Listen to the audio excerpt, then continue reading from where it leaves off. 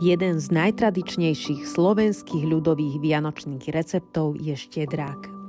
Pripravíme si 4 polievkové lyžice cukru, 600 g polohrubej múky, štipku soli, 3 deci mlieka, citrónovú kôru, 1 vajce a 1 žltok, sušené alebo čerstvé droždie a 100 g tuku. Do misky si dáme múku, vyhrabeme jamku, pridáme lyžicu cukru, droždie zalejeme teplým mliekom a necháme vzísť kvások. Po vykysnutí pridáme 3 polievkové lyžice cukru, štipku soli, citrónovú kôru, pripravíme si vajce a žltok, mlieko a tuk. Cesto vypracujeme a necháme približne hodinku kysnúť. Kým nám cesto kysne, pripravíme si 3 plnky. Lekvárovú, slivkový lekvár, rum a škorica. Makovú, mak zabarený horúcim mliekom s práškovým cukrom, citrónovou kôrou a snehom z 2 bielkov. A tvarohovú z 2 tvarohov, 2 žltkov, práškového cukru, zlatého klasu, citrónovej kôry.